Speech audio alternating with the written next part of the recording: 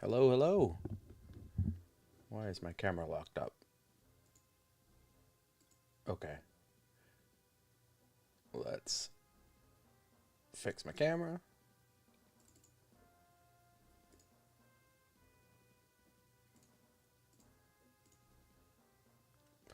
And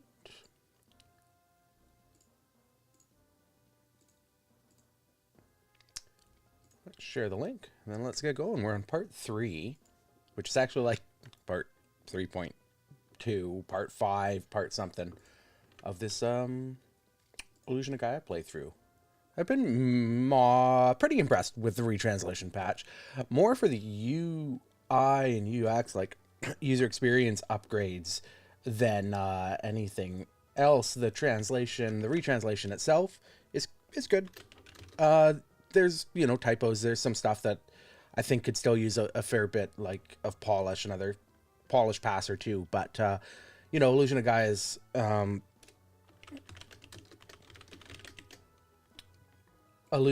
Gaia's initial translation was not great. It's not like Terra Enigma levels of bad, however. But I would say all around that this retranslation patch so far has been a good little upgrade over the base game. The fact that it's so tweakable is also really cool.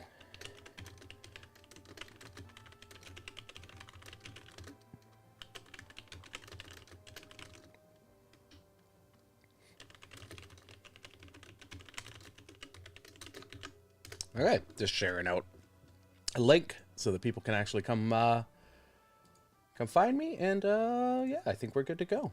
Let's do this. Ooh, let's share it out on my main profile as well.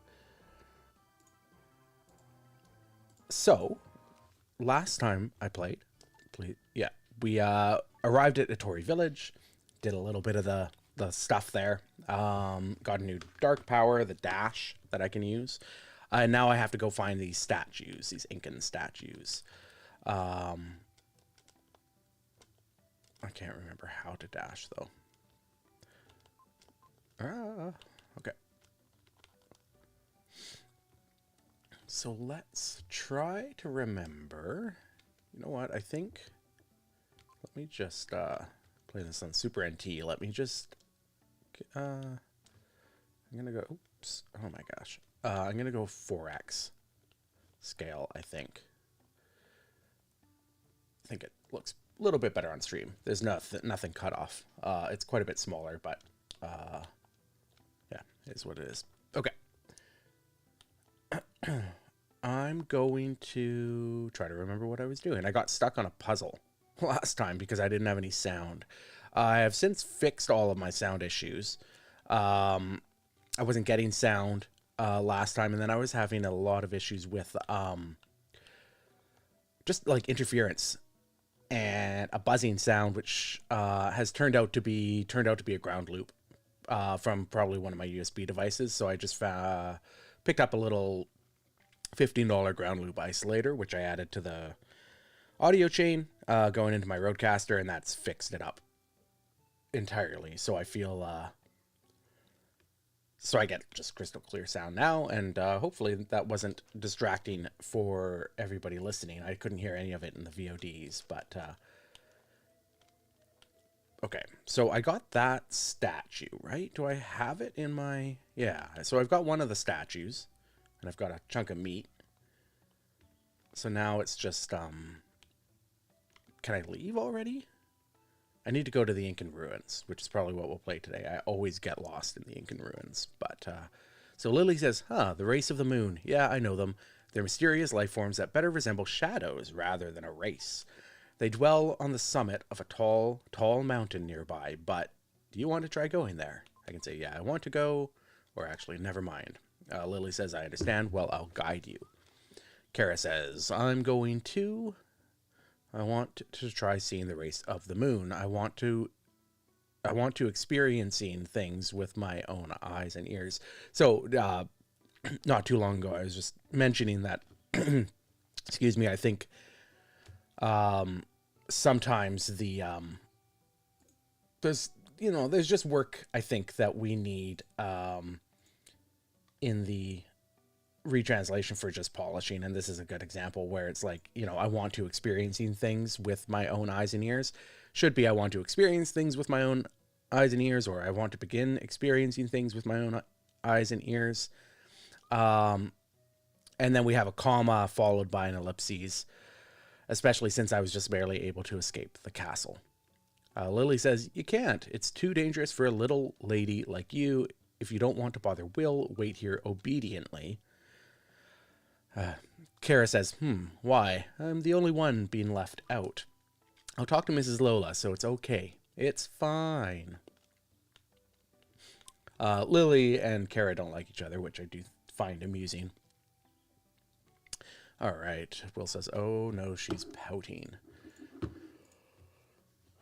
Oh, hey, Tempest Strife. Yeah, I mean, the font in these games, like the Quintet font, the best. It's always been the best. And I really like it. And it's just so like unique and identifiable. And keep it in mind, again, this is like a game from 1993. So this is like early Super Nintendo. And Illusion of Gaia just like kind of goes above and beyond in presentation for its time. So this retranslation has added fun stuff like different borders, text borders for people when they're talking. But the game has always had like different colored fonts for different characters, which is also neat. Yeah, the Tempest Strife in chat, exactly, like little colors for character differentiation. It just gives a whole layer of like personality to the characters that, you know, I still find really, really effective. Okay, Lily's saying, all right, the mountain road is difficult, but let's tough it out. And now like narration gets this just plain jinx. Oh, I got to do the whole stream silent now. Yeah, and then narration gets this plain border, which is cool. These borders have been added to the retranslation patch. Some of them were in the original game. I can't remember exactly, but like this, Will and Lily headed to the summit where the race of the moon live.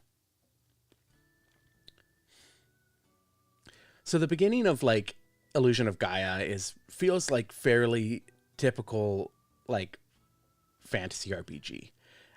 In that it has, you know, it's set in a fantasy world and it's a bunch of areas and towns and whatever that we don't know, don't recognize, right?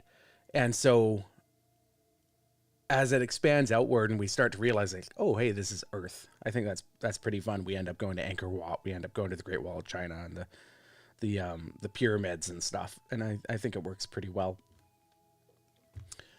Let's see. My frames missed it over there. Okay. All right. We've arrived. This is the moon race's habitat. Oh, I started playing the song by accident. Here, let's unequip that. I don't want to. There we go. That way I can't accidentally keep hitting that. So this is the, mysterious voice. Good evening, gooing on a stroll. Who's there, says Will. Mysterious voice. Above, this body is lighter than air. What are you? Mysterious voice. Try to guess. A teenager. Cotton candy's relative, a bird human, or the soul of a dead person. Let's go with soul of the dead person. Zzz, wrong. The truth is, we are the moon race, also known as shadows. Ooh, yeah, look at that. That's cool. Of the comet's approach every 800 years, this is the 4th time. The power of darkness becomes stronger based on the degree to which that power showers. What in the world will be born from the light this time? None of that made sense to me. Moon race. We continue to live in an eternity that surpasses time. We also came to securely see with our eyes the form of the Incan Incan kingdom falling into ruin. So I think that's probably one of the first examples of a like straight up mention of like an Earth location. The Incan idol is sleeping in the cave under here. Maybe when we got the first idol, it might have been called an Incan idol, but still, like the first instance where we're told that, like, hey, you're going to be traveling through like real Earth. Since we've come to like you, we gladly offer it to you. Anyhow, please go to the cave. I like how these ghosts are like so freaky, but they're also like kind of immature. I think that's funny. Moonrace. There are always shadows in the place that light is in. Another clunky translation. That I get that they're trying to make the Moonrace feel like maybe a little olden days or so, but it's not. Yeah, I think it could just be cleaned up. Us that were transformed by being completely showered once by the comet's light. A lot of passive language here. Since then, we are beings that can quietly live in a world without light. But they're shadows. Shadow can't exist without light. Our one companion was stolen. Do you not know where to go? Do you not know where to go? Yes, I do not know where to go. We may come to chase you later. Okay. The comet is the destroyer of everything. That light causes all living things to transform. It isn't good light. It's the remains of that weapon from a distant, ancient, terrible, terrible war. Will says, the world becomes terrible? Moonrace, exactly right. You're clever, but you're still young, boy. Okay. Lily says, well, I'll be waiting here, all right? Moonrace, the things in here are the fruits of the transformation of organisms that have been showered with the comet's light. Already they are miserable beings with nothing but hatred and a destructive heart. If you can exterminate these monsters within 20 seconds, we'll give you the Incan idol. 20 seconds.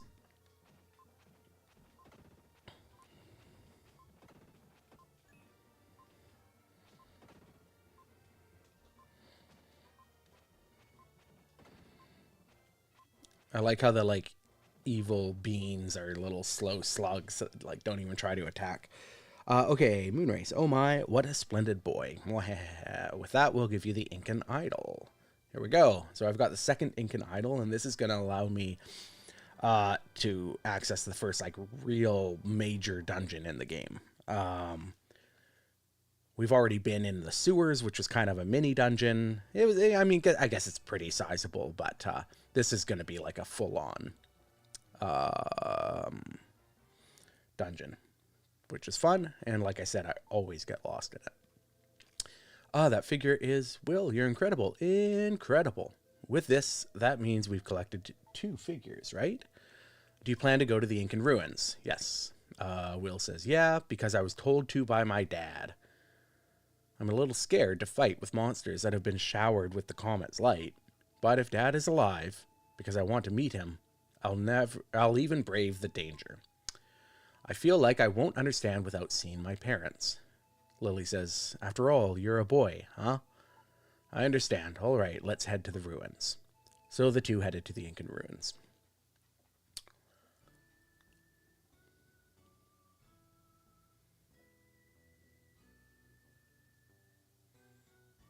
I do like the map in this game. I think it's silly and fun. You can't necessarily tell, but I'm not controlling. You just select nodes off a map, but then it does that fun mode 7 travel, which I think is silly and fun. Okay, so I'm at the Incan ruins. Lily says, here's the entrance to the Incan ruins. Those that are called the Inca were also widespread, right? They say that the mystery of Inca legend is hidden here. I had heard this kind of story from the elder when I was little, but it seems that at one time, when the Inca were raided, they were going to abandon their motherland in search of new land. The Incan people were said to have boarded a giant ship built with the most valuable golden craftwork, which stole the invaders' glance. But, they say that there is no remaining record of that boat's departure. That ship is probably the gold ship sleeping to the Inca. That ship is probably the gold ship sleeping to the Inca. Am I reading that wrong? That ship is probably the gold ship sleeping to the Inca. I imagine that the Elder hasn't told this legend to anyone outside the Atori clan until now. It seems like the Elder is doing something to Will. I'm finding too that as I get deeper in the game, the level of polish on the local, like the new retranslation, is like deteriorating as well. The opening segment in oh, there's Kara in South Cape, and then in the castle was pretty good, but we're finding like a lot of sentences that I think just don't read correctly. Kara says, "You two are awful, leaving me behind like that." One thing I find is that like the dialogue that's kind of simple communication, like the kids talking to each other, is generally pretty fine. But anytime it tries to get into anything like more complex, like describing the history of the Incan Golden Ship or the comet, it just sort of starts falling apart with like purple flowery language that doesn't actually make sense. Why are you in this kind of place? Isn't it dangerous? I heard about this place from Miss Lola and waited for hours. I think she was Mrs. Lola earlier, and now she's Miss Lola. Still, I thought you had left me behind and went on ahead. At least I had been told roughly where you were going. With that, Will, you're searching for something in the ruins, right? With Will doing his best, I can't be the only one leisurely eating meals and the like at the village. I'm waiting here for Will to come back. Yeah, yeah. Miss Lola got separated from Mr. Lola between then and now. Tempest Strife in the chat. I think you're onto something there. Lily says, "Good grief, this little lady. I understand. I'll also wait along with you. That's okay, right?" Lily says, "Will remember the elder's words well. Quote, in the cliff of Lorai, in the ruins underground, offer the Incan god to the place where the god's breath cannot reach. The wind in the valley shall guide that person to the origin of the gold ship," is the words. Have you diligently memorized it? What are you doing? Did you find what you're looking for? Persevere. Okay. Will remember the elder's words well. Okay. Here we go. No more dialogue. Oh, Will says, "At the Incan cliffs of Lorai, dreadful wind was raging. Could this be the breath of God that the elder spoke of? A place without wind is probably sleeping quietly somewhere on this cliff. I felt it throbbing in my chest." All right. Whoop. Whoop. Oh. Got some quicksand monsters, I guess. The monster design stuff is always kind of strange in this game. Like, I don't really... Quicksand isn't monsters. It's not something I necessarily associate. Well, I don't know. What do I know about Incan culture? Not enough. But they look cool. Sand zombie things. Oh, and now we've got those little bugs. Oh, wait. I gotta go back. Did I miss? 15. Did I miss some? Oh, yeah, 5. Can I... Oh, can I... Oh, I can destroy these. I was operating under the assumption that I couldn't. I've been playing a lot of Hollow Knight lately, and there's a lot of, like, projectile throwing enemies that you just can't defeat. And so I was kind of in that mode, I guess, thinking I couldn't defeat them. All right, here we go. I got a defensive upgrade. You can also see up at the top, beside the heart, I now have a 1. That's like an extra life if I die. You can see here that there's this little diamond in the floor, which obviously will come back. There will have to be a way to cross over those spikes when I need to. One of the like nice things I get, is that because of the way like progression and leveling up happens in this game. You have to destroy all the enemies. Once you've defeated an enemy, I think they're gone, or do they respawn? I don't know. I thought they were, what does it say, 11? I've never actually checked. Yeah, 11. So when I re-entered, the enemies were gone. One of my like biggest like avoidable mistakes with this game is I never really use my blocking like defense very often. So I find that I often, the biggest challenge for me is just managing health when I could just block more attacks. So maybe I'll try to learn how to block with my flute.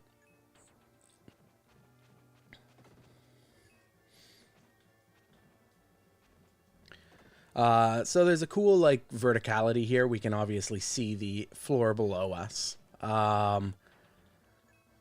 which is cool. Very like Link to the Past-esque, which I like. And my HP increased and refilled, but also shortcut. It's like it's pretty much Dark Souls at this point. Look at that. Woo! So you can see the wind blowing Will's hair as I'm outside. And in this treasure chest, I found the diamond-shaped block. But yeah, you can see Will's hair blowing in the wind, which I mentioned on one of the early episodes, because I like that in Southgate. But then by this point in the game, it becomes part of like puzzle solving, because Will's hair blowing is how we will end up finding the right path forward in this dungeon. So there we go. I inserted the diamond-shaped block, and these cool blocks fell, opening progression further into the dungeon.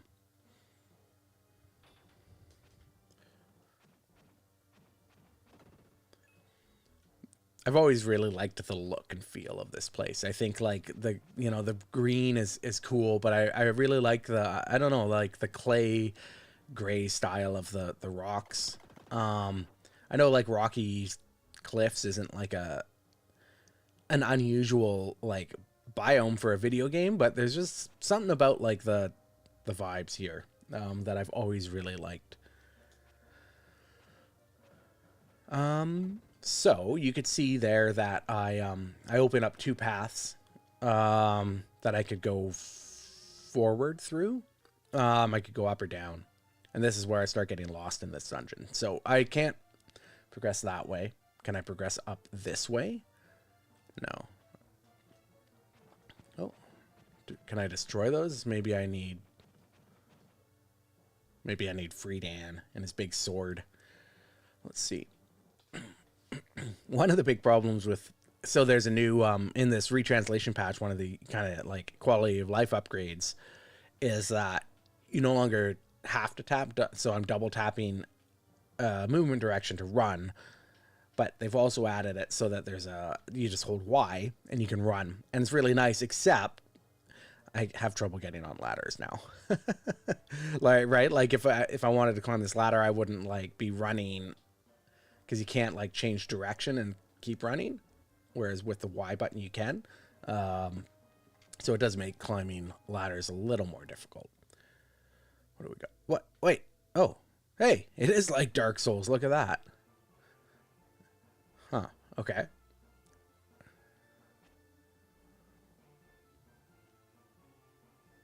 So I must, yeah, see, this is where I always get lost. But look at, oh, look at, I can jump. So I wonder, oh, I know what I can do here. I just did my dash. I forgot I had that the first time I was down here. Okay, here we go.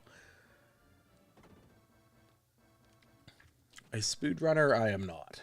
I've played this game quite a few times, but I always seem to lose my muscle memory. So there I found an herb, which is a healing item. They are important in this game. There's only so many of them. In that skeletonized hand, something like an amulet is being grasped. Inside, in a weaving with a piece of paper, something like this is written. Not this specifically, just something like this. Dad, don't die, all right? Nana, if you find the gold ship, buy a crook. Savas. Poor guy. Oh no, guys, I'm lost. I'm lost already.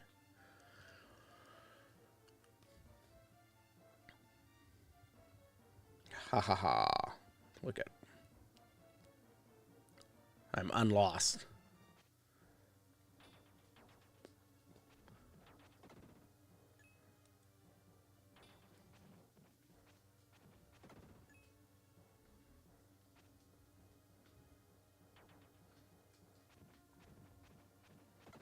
One of the things I like about this game, it's a fairly generous like hitbox for enemies. Like you're not it's not meticulous. Again, playing a lot of Hollow Knight, and like Hollow Knight, like even with the charms, like my hitbox on enemies is like it's tight. You got to be precise. Illusion of Gaia, not so much.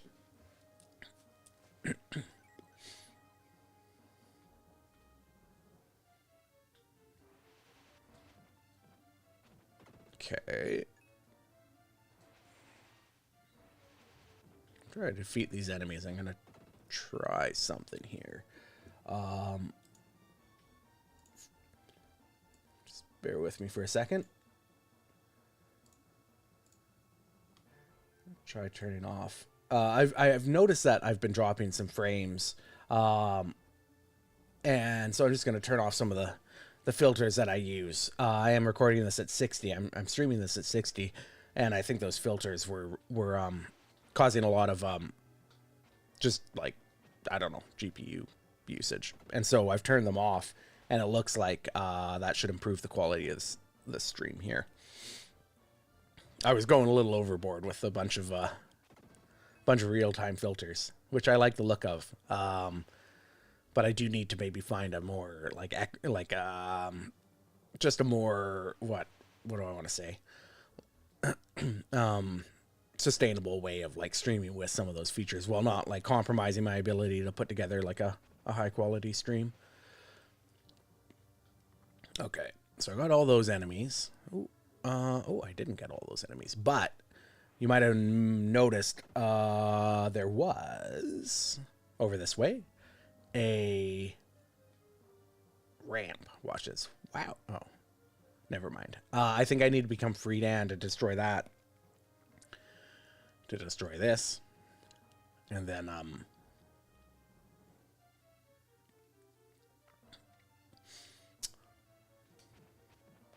I can use the ramp.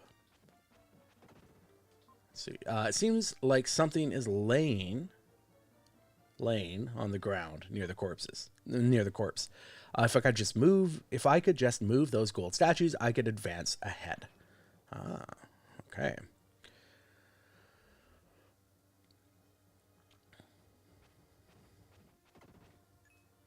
I got a oh, there we go. That's so that this ladder allows me to return back to like, so like I was joking earlier about Dark Souls, but like, you know, the game does implement, you know, some pretty reasonable, pretty nice you know, shortcuts to make navigating the dungeons better. Ooh, these guys are kind of tough. I only do 1 damage to them. Oh.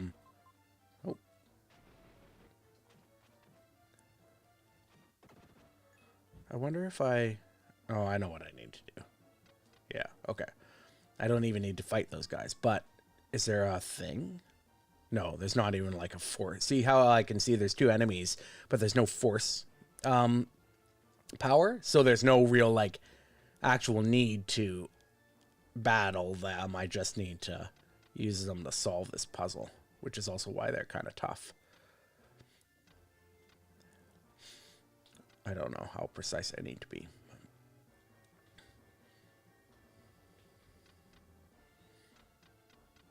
I don't want to get too close.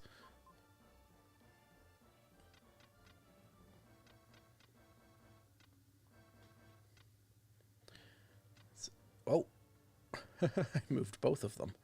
That was funny. Okay. Good thing I have this psychic power.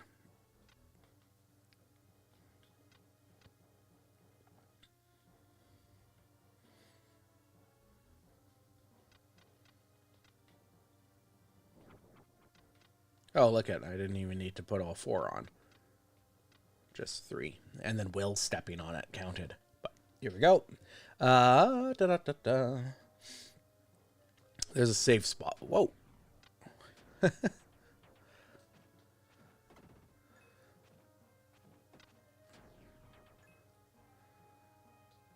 Aha, look at.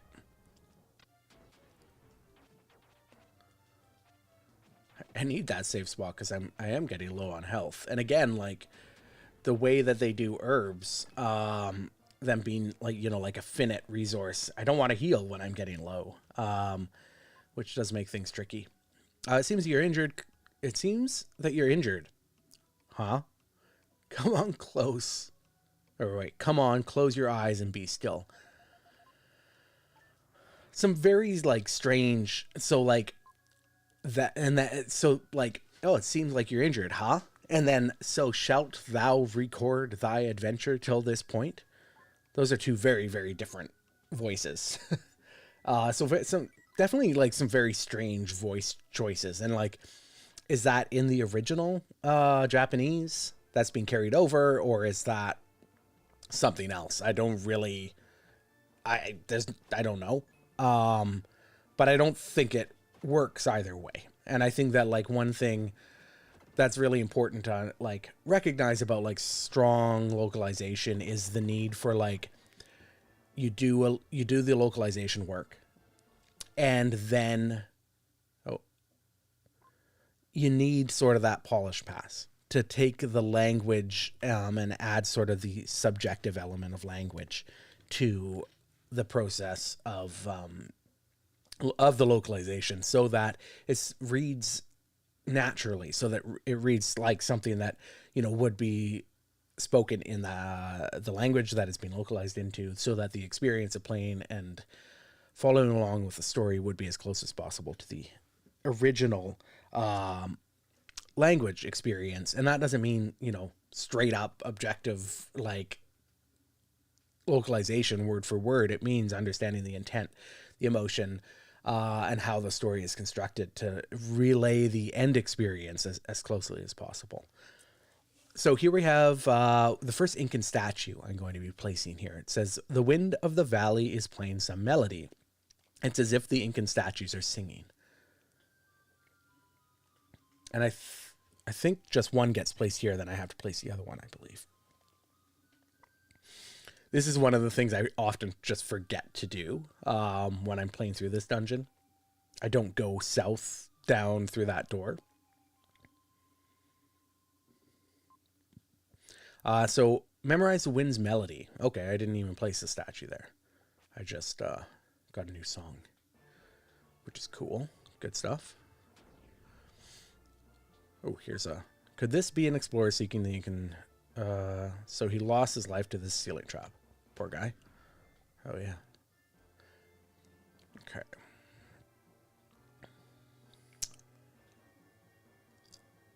I can defeat... Okay, I can defeat those guys a bit easier now, I'm sure, but there's no real need to. So, I got the wind's melody. Is that what it said it was called? Now I need to figure out where to use the wind's melody.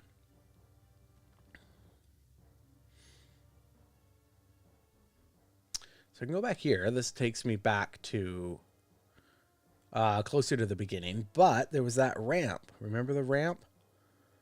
Now I should be able to defeat that enemy with Friedan. Oh no, but I can't. I see. I can't get through there with Friedan. So he's, you know, he's stronger and he has other abilities, but, you know, he's not an objective upgrade over Will in every circumstance. There are going to be other instances where, biscuits, you know, where Will offers something traversal elements or puzzle solving like his music that Friedan can't cover. And so it is about, you know, like utilizing the characters as best you can to kind of get through the dungeons. It's fun. Honestly, it's like a format that we don't often see. Like, I think it works really well as a way to construct a Zelda-like experience. And you have, RPGs like Lufia, where you have multiple items, or you have Wild Arms, where you do have multiple characters. But often in these sort of like action-based Zelda-style RPGs, you usually just have the one. I'm trying to think. There are others like Marvelous, where you have multiple characters and they all have different skills. So they do exist, but I think it's something that could kind of be aped a little bit more. One thing that I was talking to my brother about, and this is sort of not too retro, but in any case, Final Fantasy 16, he's been playing it lately, so we've been talking a lot about it. And I have a lot of issues with that game, and one of them to me was always that combat feels so repetitive. Like, as you get into the game, you get your icons, you get your move set, you set your preset, and you just kind of go through your rotation MMO style in a way that I found really unsatisfying, specifically because you just kind of have the base 3 like button combo with your sword for the entire game, which just makes it feel like so repetitive to me, on top of the fact that you're just sort of doing like a skill rotation like in an MMO. And so in any case, what I was saying to my brother was, I felt like the idea was probably for Clive, whenever he got a new icon, not just to get new special moves based on that icon's weapon, right? So Titan is very defensive and has big like AoE attacks and defensive spells that you can access. Garuda is very fast with her claws and stuff. But what I was kind of envisioning is when you switch to that icon, you would actually like get a new weapon for your regular like combat moves. And so like if you switched over to Titan, you wouldn't just get Titan's moves, special moves, but you'd have like a big hammer. Your movement speed would slow down. You'd become a lot more defensive, and it would change the way that you approach battle. When you have Garuda, you would become, really fast, low defense, but like agile, etc. Not just again in your special moves, but in the way that you actually like, just use your regular combat. And that would kind of give an added layer of like being able to approach combat in like many different ways, and not just finding the like catch-all solution for everything. And I feel like, in any case, I digress, but that feels to me like a way you could take this idea of like Will being sort of like a, like pretty weak physically, but having better tools mechanically in the world than Friedan, in terms of being able to like do puzzle solving and stuff, and being able to take that idea into like an action RPG and have somebody, it's like Lost Vikings or whatever. And I think that's something that could be explored by action RPGs a little bit more. All right. Can we just take a moment too to like recognize Illusion of Gaia's soundtrack? I can't remember off the top of my head who did the soundtrack for this game, but it's so good. Mostly in the way that it feels like it implements a lot of like sounds and so that's back up to the top of the level. A lot of sounds and instruments that I just wasn't hearing at the time, and just still feels very like there's a tone, there's like a texture to it that's just very evocative and doesn't sound like other games, even if like compositionally. Oh, you can't hear the game. I must have it turned down a bit too low. Here, let's how's that? That might be a little bit better. yeah, it just feels. Oh, no worries. Tempest Strife in chat. You said you couldn't hear the hear the game. I had it turned down too low. I was playing. Oh, excellent. You can hear it now. I was playing something else on stream, and it was too loud, so I ended up having to turn it down. But I guess my capture card must be quieter than my than just streaming. Well, I was streaming that through the capture card. I don't know. Who knows? But yeah, I don't know. There's like just Illusion of Gaia in like just all around has this incredible like melancholy, crunchy texture to it, and I feel like the music is a huge part of that. Like I love like just the horns for the melody in this song. It's just really nice. You get that kind of deeper, more sonorous like sound. They were cooking with this game. That's all I'm saying.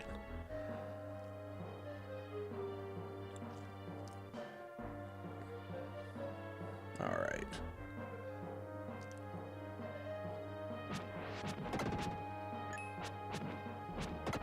Oh, I'm not really paying attention, and now I'm getting quite low on health. I do not want to use an herb, but look at that. Okay. So I defeated everybody, and I got a health power up, which means I get a my health restored. And that was interesting. I defeated an enemy just then and got a heal. It healed me by 5 HP. That I don't think was in the original game. So like maybe I can sort of grind my way out of trouble in dungeons when I need to. The corpse seems to be holding something like a notebook. It says, learnings on the Inca. Writing does not exist in the Incan region. For that purpose, it seems that legends are preserved for future generations by sound. I noticed that the Incan Valley Wind plays a melody. I succeeded at decoding it. Recite it in the room tiled in gold.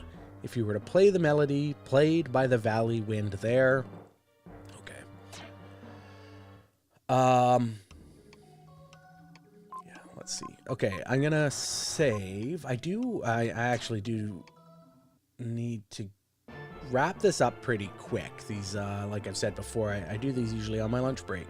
I have about 45 minutes, so we're gonna check out a door down here, see where this takes us, and then I will save. So, okay, here we go. Tiled in gold. This is the room where I have to use music, but of course, Friedan can't play the flute. He's been too busy working out, not working on his music. And so I need to play as Will. So I'll go turn into Will. It's this way. And we'll play the music, and then maybe I'll come on back, save, and wrap up the stream at that point.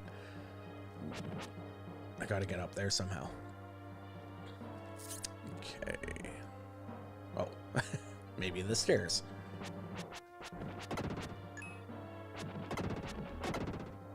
Okay. So we, of course, were here earlier and got an herb out of that chest, and now I got a red jewel out of this chest. So you do have that sort of like intertwined, interlinked level design that I think, you know, is still compelling. You know, I'm still playing Hollow Knight, and the idea of like, you know, areas that you sort of loop back around on and stuff just works really well. Yeah, Tempest Strife in chat says Friedan's too busy taking care of his long golden hair to learn an instrument. Like 100%. Yeah, like that hair doesn't maintain itself. All right, let's see. So we'll go play the music in that room. And then I think I'm gonna have to call it at that point and wrap up. We've been going for about 45 minutes, which is just that nice sweet spot for me. So that would be the green song. And then I press B. He softly played the wind melody.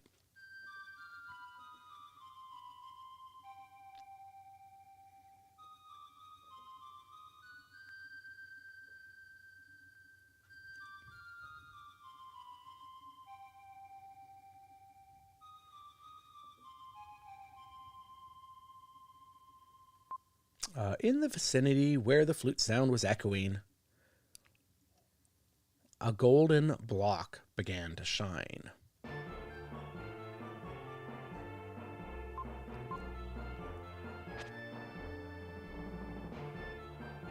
Okay, so what? It's like 4 to the left, up 1?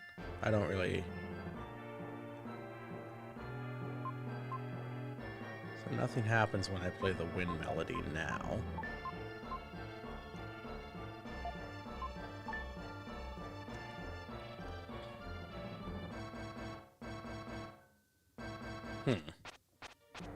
Okay, I'll solve that puzzle next time, I think, because my time is up and I don't know what to do in that spot. I can't remember off the top of my head. So that tells me it's time to go get some food and get back to work. Thanks, everybody, for joining today. It's been fun playing through Illusion of Gaia. It's a little stressful doing it live because I get stuck on the most ridiculous, simple puzzles. But hey, don't we all?